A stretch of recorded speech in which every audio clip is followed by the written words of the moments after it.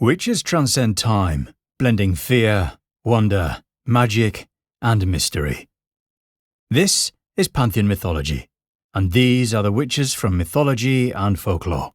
But quickly before we begin, if you love mythology, be sure to check out our clothing brand, Pantheon Apparel. Here you'll find epic designs inspired by mythology, folklore, and legends. We ship worldwide and are rated excellent on Trustpilot. You'll find a link in the description. Now, let's get stirring.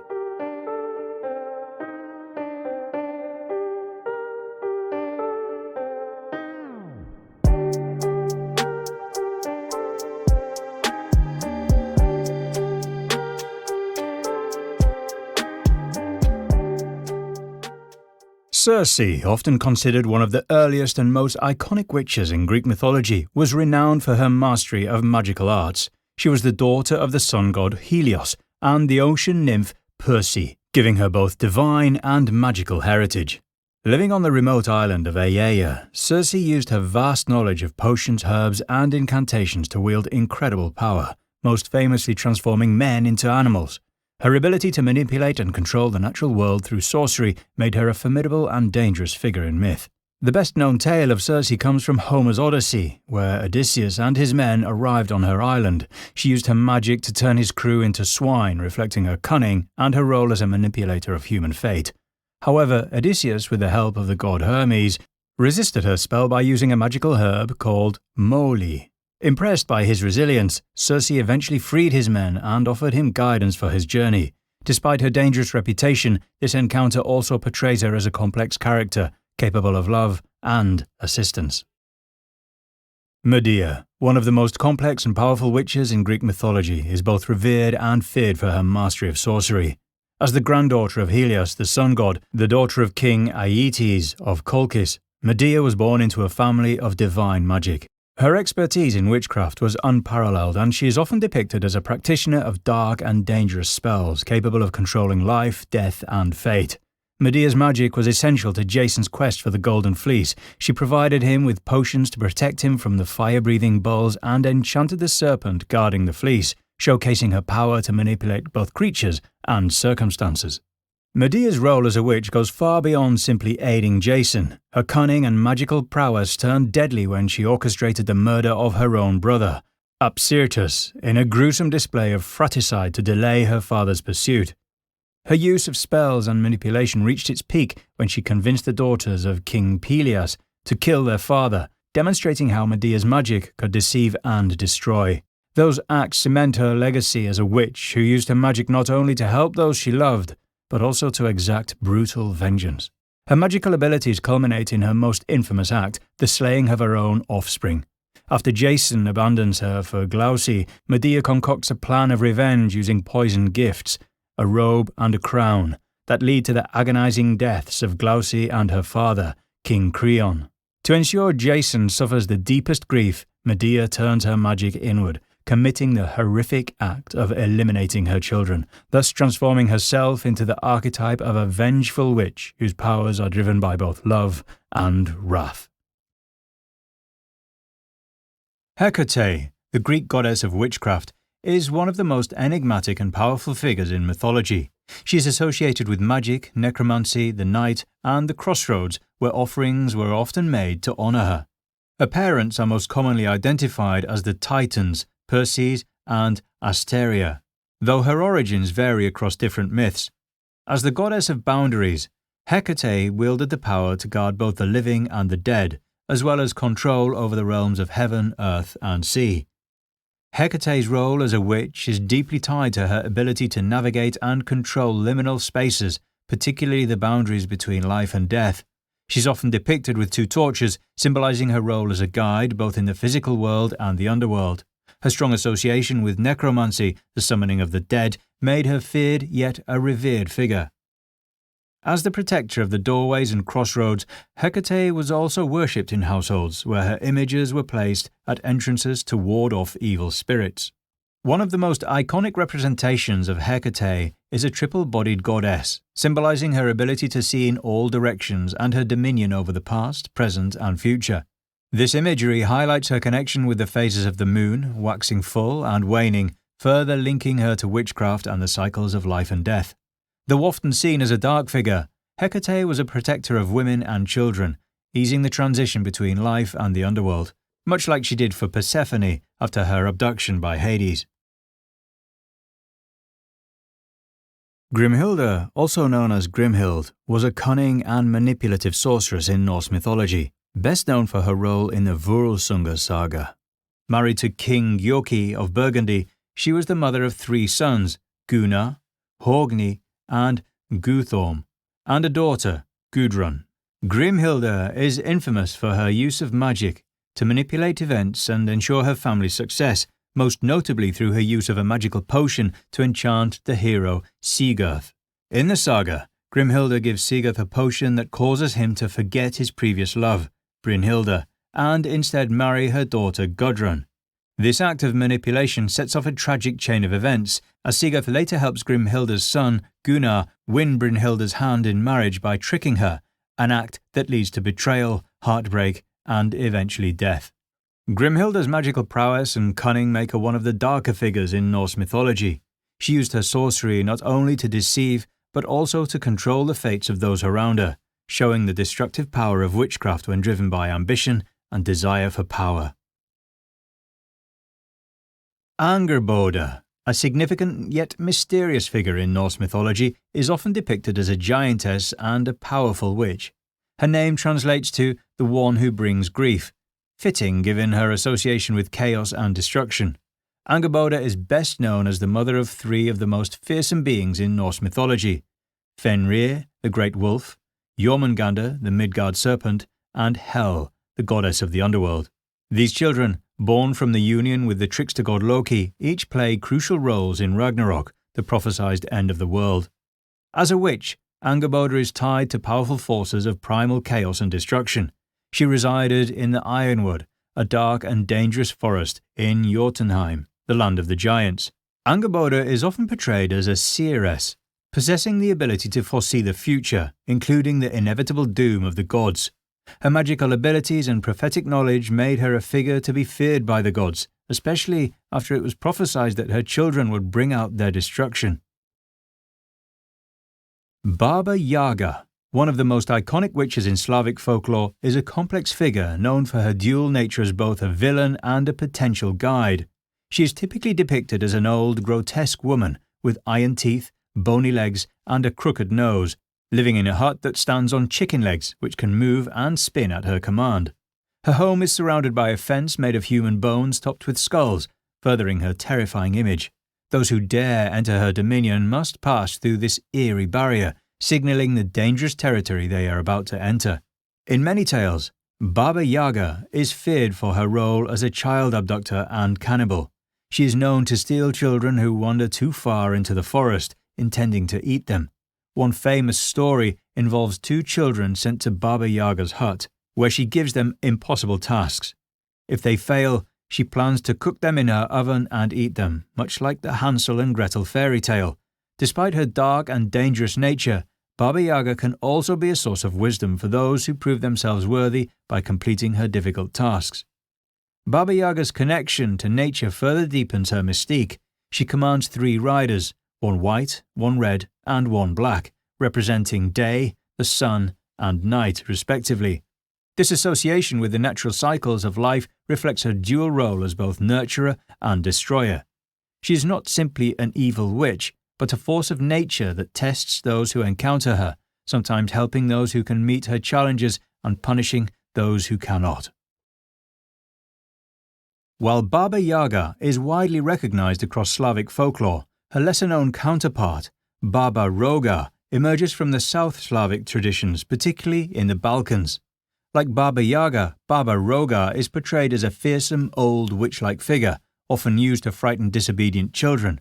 The name Roga means horned in many Slavic languages, hinting at her monstrous appearance, though descriptions of her vary depending on the region. She's usually depicted as a crone who hides in the dark and waits to snatch misbehaving children. Baba Roga, like Baba Yaga, inhabits isolated, wild areas and symbolizes the dangers lurking beyond the safe boundaries of the village or home.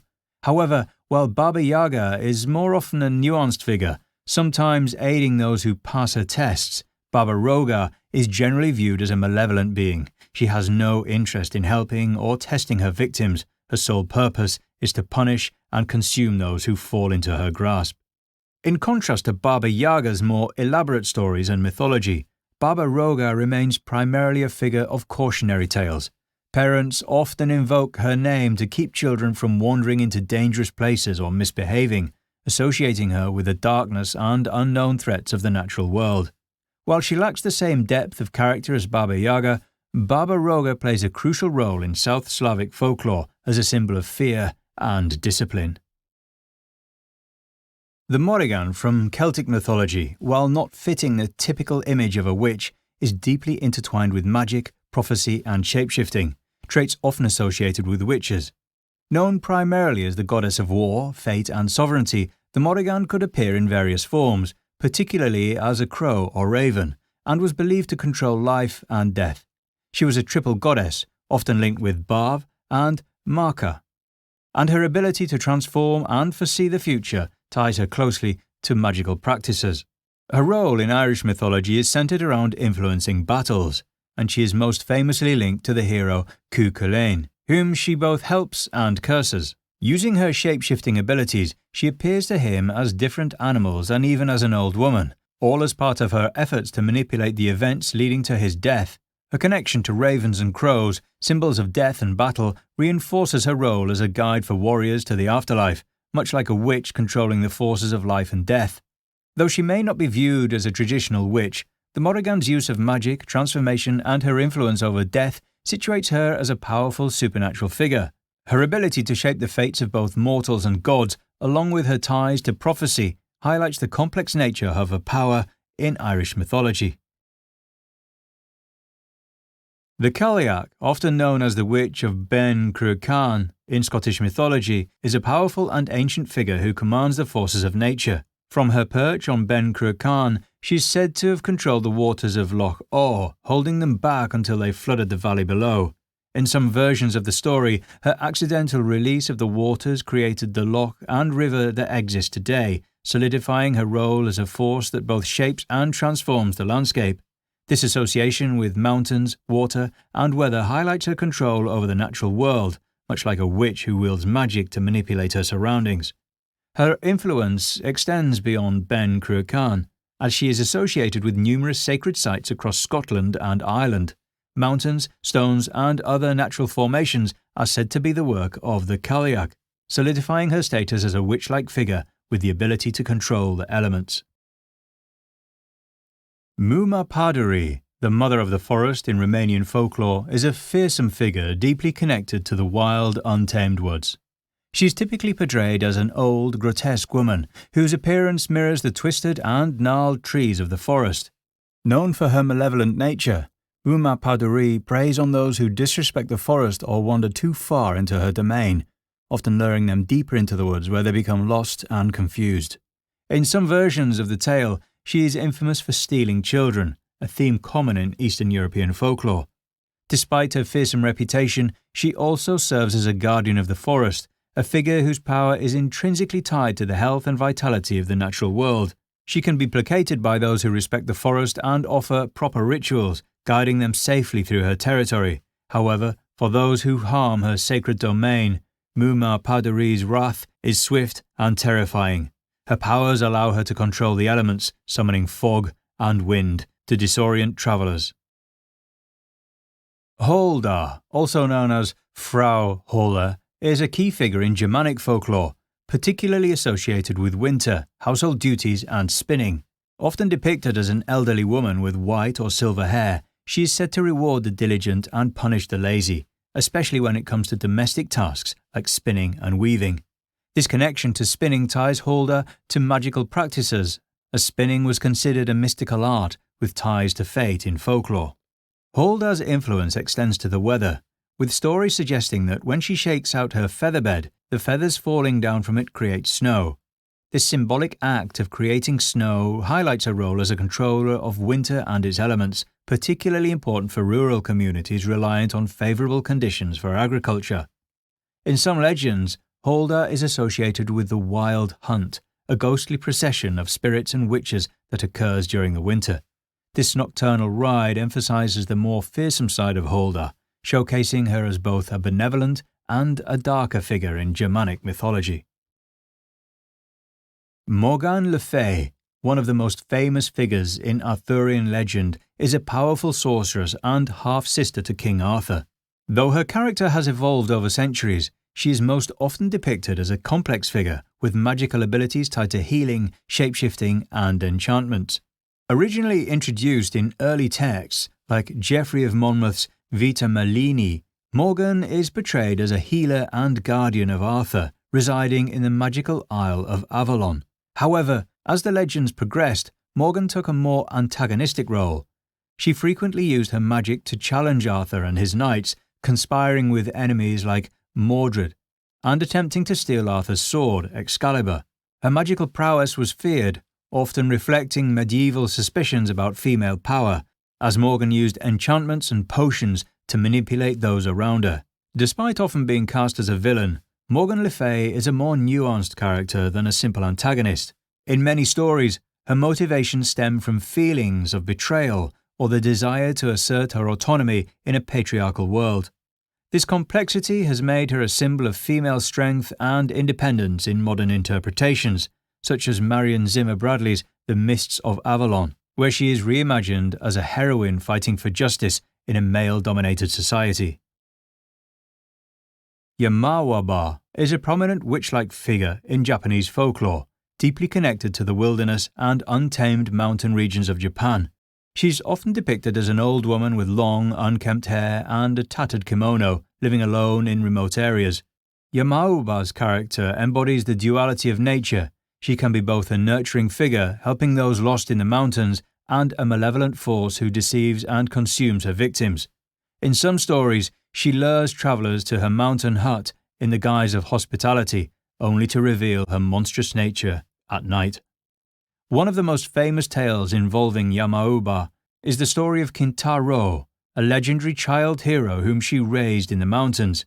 In this tale, she's portrayed as a nurturing mother figure, teaching Kintaro the ways of the forest. However, in other stories, Yamauba is a dangerous figure who steals children or transforms them into spirits called Yamawaro. Lilith, often considered one of the earliest witch-like figures in Jewish mythology, is depicted as a dangerous, rebellious woman who wields supernatural powers. According to some traditions, Lilith was Adam's first wife, created from the same earth as him. However, when she refused to submit to Adam's authority, she fled the Garden of Eden, using her powers to escape and becoming demonized in later stories. Her defiance, coupled with her abilities, establishes her as a powerful and independent figure, embodying many traits associated with witches. In folklore, Lilith is frequently portrayed as a nocturnal figure who preys upon the vulnerable. She is said to steal children from their cradles and seduce men, often using her magic to deceive and manipulate. Her association with the night, shapeshifting, and control over dark forces reinforces her witch-like identity. Throughout many tales, Lilith is feared for her magical abilities and her rejection of societal norms. Despite her dark reputation, Lilith's image has evolved over time.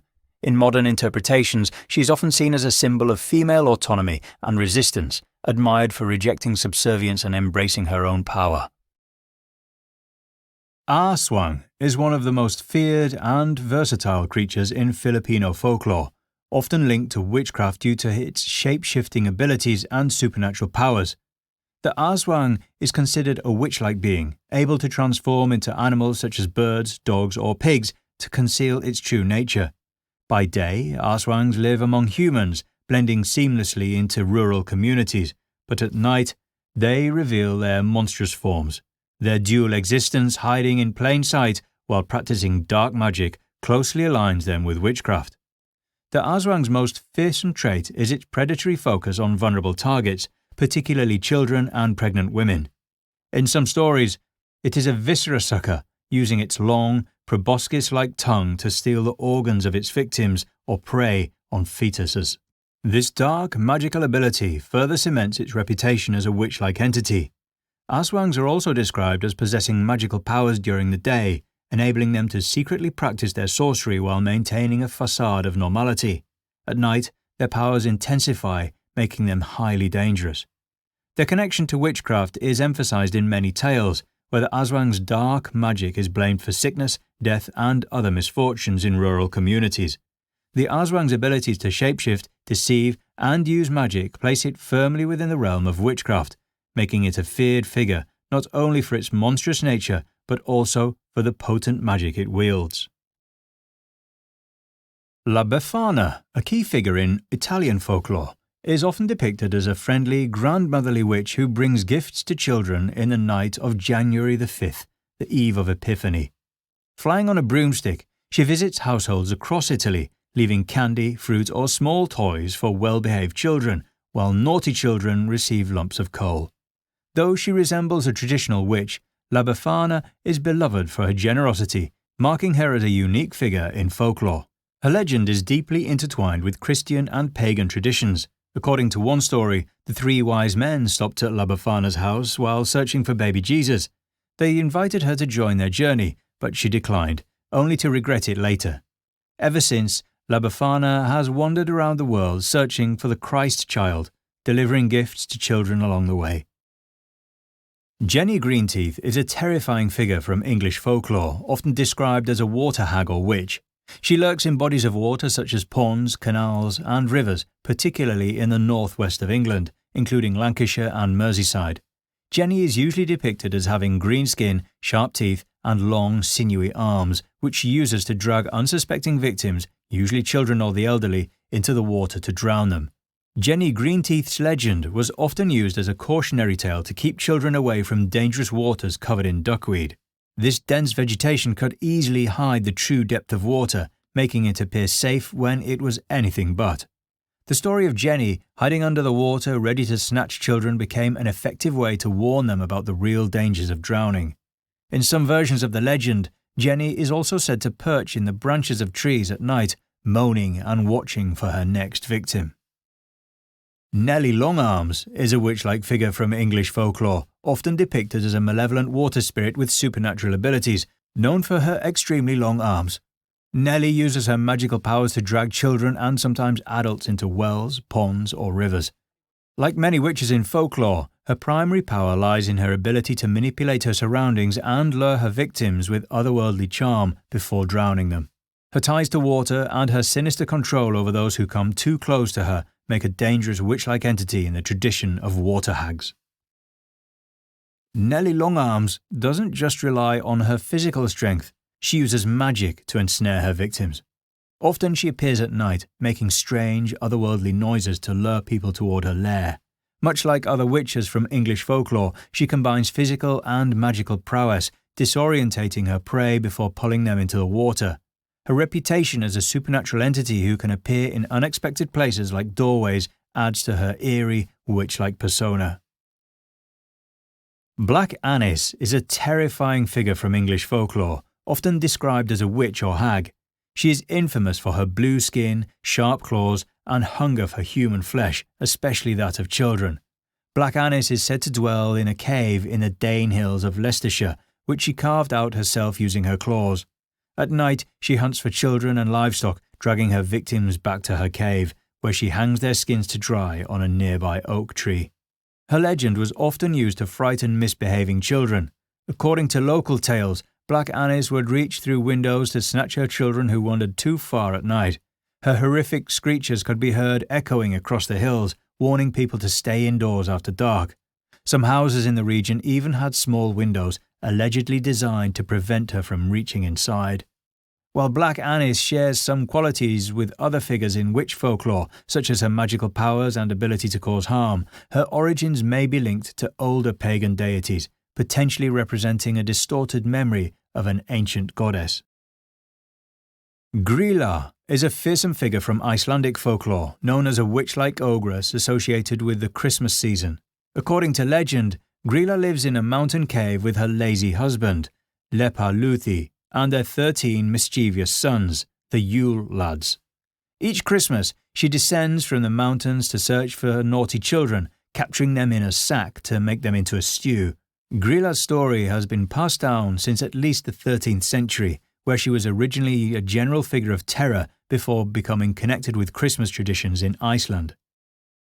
Abere is a fearsome demoness from Melanesian folklore known for her deadly allure and deep connection to marshlands. She is often described as a beautiful woman who lures unsuspecting men into swamps or bogs with her enchanting appearance. Once they are close enough, she traps them by causing reeds and plants to grow around them, ensuring there is no escape.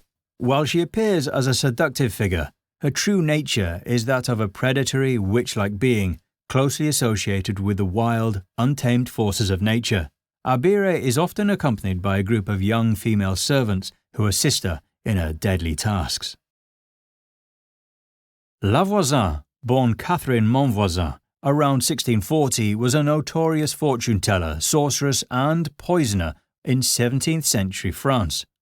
At the height of her influence, she was involved in the infamous affair of the Poissons, a scandal that rocked the court of King Louis XIV.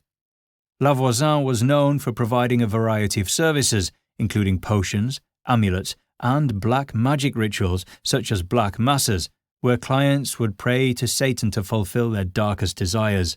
Her clientele included members of French high society, most notably Madame de Montespan, the king's mistress. La Voisin operated a sophisticated network of fortune-tellers and poisoners, helping clients solve personal problems through alleged witchcraft. She sold love potions, poisons, and even arranged murders, making her both feared and sought after.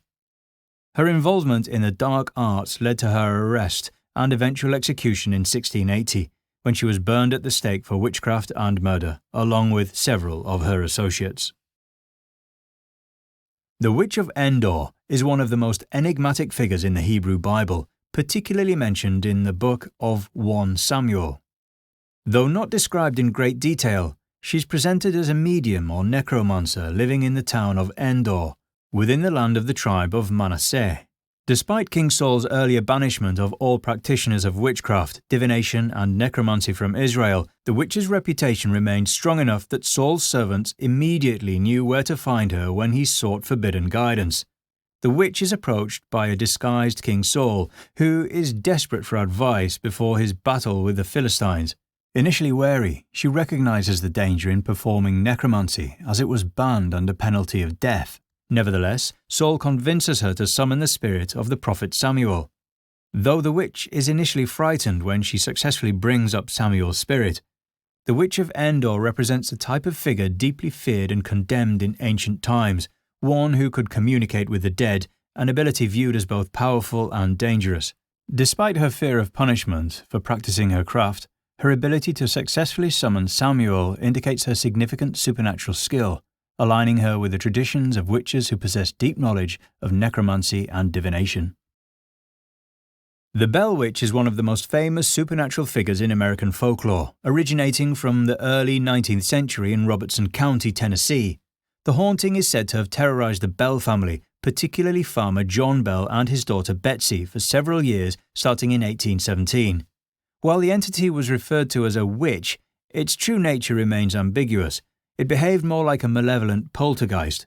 Known for causing physical harm and playing tricks on the family, the entity grew more aggressive over time, targeting both John and Betsy with physical attacks and verbal threats. The entity claimed to be the spirit of Kate Batts, a neighbour of the Bells, leading it to be referred to as Kate, or the Bell Witch. The witch was especially hostile towards John Bell, allegedly poisoning him in 1820 and taking credit for his death. In contrast, it showed kindness to John's wife, Lucy Bell, even bringing her fruit when she was ill. The Bell Witch's torment continued for years, attracting visitors from across the country, including future President Andrew Jackson, who reportedly fled the Bell property after encountering the entity. Isobel Gowdie was a Scottish woman who became one of the most famous accused witches of the 17th century, primarily due to her extraordinarily detailed confessions in 1662. Living in the village of Aldern, Isobel claimed to have been involved in witchcraft for over 15 years, providing vivid and extensive accounts of her activities. Her confessions included making a pact with the devil and flying through the air to attend coven meetings where they cast spells and performed magical rites. Isobel's testimony was unique in its depth and imagination, including claims that she could transform into animals such as hares or cats to avoid detection. She described the use of elf arrows, believed to cause illness or death, and spoke of flying to the fairy realm of Elfane, where she interacted with supernatural beings like the king and queen of the fairies. Some of her spells and charms were used to harm her enemies, while others suggested she may also have practiced healing magic. Her confessions were given without apparent torture, and they puzzled historians with debates surrounding her mental state and whether her stories were the result of coercion or psychosis or deliberate embellishment. Despite her confessions, there is no clear record of her execution, though it is believed she was likely strangled and burned, in keeping with the common punishment for convicted witches during that period. The Tlahuelpuchi is a vampiric shape-shifting witch from Mexican folklore, particularly rooted in the region of Tlax-Kle Ah. This feared creature is known for its ability to transform into various animals such as turkeys, dogs or vultures in order to hunt its prey. Most Tlahuelpuchis are female and possess great supernatural power, which they use to feed on the blood of humans, especially infants. The transformation occurs at night, allowing them to move unnoticed among humans by day. Tlahuelpuchis are born with this curse, inheriting their abilities from birth rather than choosing them. Around puberty, they realize their powers and begin to practice dark magic. Their curse binds them to feed on blood regularly, and they typically target infants, making them terrifying figures in rural communities. Tlahuelpuchis have been linked to both vampire and witch folklore, with their ability to shapeshift being a central trait. Though powerful, the Tlahuelpuchi is vulnerable to traditional protective measures such as garlic, crosses, and mirrors. Some legends even claim that scattering seeds or placing scissors under a baby's crib can prevent an attack. Despite their fearsome reputation, they live ordinary lives among their families, making them difficult to detect unless caught in the act. Tah-Tah-Kle Ah is a terrifying figure from Yakama folklore, often referred to as the Owl Woman monster. According to legend, she is one of 5 supernatural women who resemble giant owls. These monstrous beings dwell in caves during the day and come out at night to hunt, with a particular preference for human flesh, especially that of children. Their owl-like appearance is a significant aspect of their connection to death and the supernatural, as owls are often seen as harbingers of death in many Native American cultures. Tah-Tah-Kle Ah and her sisters are said to be cunning predators, able to mimic human voices to lure unsuspecting people into their traps. Once caught, their victims have little chance of survival. The Owl Woman's nocturnal hunts and predatory nature make them some of the most feared figures in the Yakama tribe's mythology. As we close our spellbook on the witches woven into the myths and folklore of various cultures, we've encountered figures who embody the power of magic, mystery, and transformation. Each witch tells a unique story, revealing the complex interplay between humanity, nature, and the supernatural. These witches aren't merely relics of the past, they reflect timeless themes of fear, power, and the unknown, reminding us that magic often lies just beyond the boundaries of the ordinary. Every tale carries a lesson, and every spell casts a shadow that lingers in the fabric of myth.